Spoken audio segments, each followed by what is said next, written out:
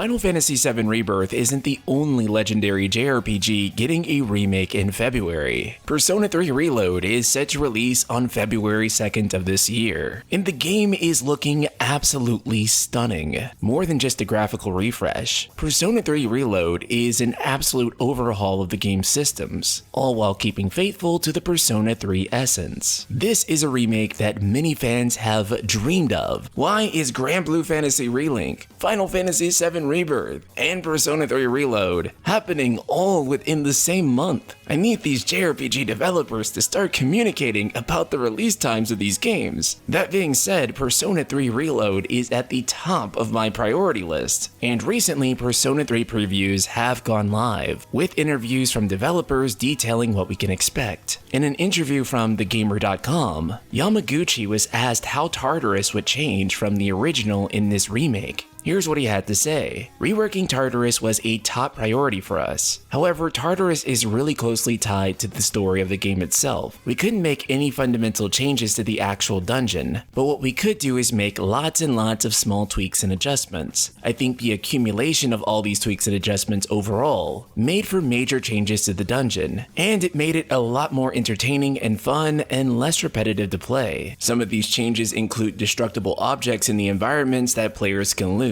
as well as party banter that is automatically going to play whenever you're exploring. This is awesome, as great party banter while exploring is one of the best parts of JRPGs. It allows you to continue to familiarize yourself with the party, and also have them talk about things that really wouldn't be important enough for a cutscene, all while exploring and continuing the progression of the game. In terms of music, the composer, Atsushi Kitajo, says that he wants the new music to reinforce the game's themes. As a result, new vocalists were hired to create these tracks, and this led the team to try to find ways to incorporate their new voices into the new sound, with Nitsujima saying, "We think the original songs from Persona 3 were amazing, so we wanted to leave those as this is the original, and these are the new vibes that we're going for. We wanted to respect the original while trying to create something new." Another major bit of news is that some events have been shuffled around, though they claim they haven't made any major changes to the story. An interview with GameSpot has this to say, quote, "It's worth noting how the more granular sequence of narrative events have been shuffled around. For example, the character Fuka was already in the party as the team navigator, indicating that her introduction takes place much earlier in Reload compared to the original story. I asked about the extent to which this changes the story, and Yamaguchi said, quote, "We haven't made any major changes to the story itself. We wanted to keep the main story as it was. However, what we did do is we added new social link episodes in story deep dives that flesh out the world a little bit. When I mentioned Fuka's new place in the story, he added, as you did notice, we made a couple of tweaks to the timing of when things happen. However, nothing major that would affect the overall game. We did look at the game as a whole and made decisions to change the order of little things that will improve the overall experience. So we did make little tweaks like that. So it seems that while you can expect some things to happen out of order or to play out slightly different for the game's overall progression, don't quite expect the arbiters of fate to show up in this one, as by and large, developers say this is a fateful remake. Of course, not that that's a bad thing either. I think it's really good that we have two different types of remakes nowadays, and that is the definitive way to enjoy a game, and remakes that are more experimental and challenge the status quo of what a remake can be. In the case of Persona 3 though, I think having an actual definitive version of the game is something that's really important. Now, obviously, you and I both know that this version of Persona 3 Reload is not the definitive version, as it's lacking content such as FMC, and it seems obvious to me that a re-release of Persona 3 Reload, just like we've had multiple re-releases of Persona games before, is something that's inevitable, and it will probably have all of that missing content and more. However, I think having a version of Persona 3 where you do have a 3D map and can control all your party members is still largely valued by many of us. Now, here is another major change that I think a lot of people are going to be very happy to hear. In the original release of Persona 3, there were no male social links, meaning that if you wanted to hang out with Junpei or Akihiko, you'd only be able to later do that with Persona 3 Portable. But now it seems that you can finally just hang out with the bros. However, it should be noted that these aren't being called social links, and they're not directly connected to the Arcana. RPGFan.com describes, quote, "Junpei, for example, has you go out to the arcade with him, and you're choices affect the event's outcomes, much like in the social links proper. In the end, Junpei gets a boost to his stats, which helps him in battle later. Notably, these events were fully voice acted, which I was delighted to hear. I'm glad that they're finally voice acting content that isn't part of the main story. Persona is one of the biggest JRPG franchises out there, and yet there's plenty of other JRPGs that voice all of their content. So I'm hoping that this continues to be the bar for Persona going forward, including with Persona 6. Persona 3 Reload also fixes another large criticism of the original game, and that is nighttime activities for P3. Compared to Persona 4 and 5, they were quite limited. However, it would seem that for Persona 3 Reload, this has been rebalanced. There are now much more nighttime activities to do in P3R, meaning that you're far less likely to have to waste a portion of your night. For those that love to optimize their calendar, this is an extremely welcome addition. The Atlas is really on fire right now because not only is Persona 3 Reload looking to be one of the best games of 2024, it's not Atlas's only major game for 2024. They also have Metaphor, previously known as ReFantasy, coming this year as well, which is being led by Persona 3, 4, and 5 developers. Combine this with Persona 3 Reload, and I really can't help but think that this is a new era for Atlas. And if you're looking forward to these games, please go ahead and smash that subscribe button, as I'll be covering Persona 3 Reload leading up to and after launch, as well as Metaphor. Shout out to patron Ray Rodriguez and the rest of the Ultima community.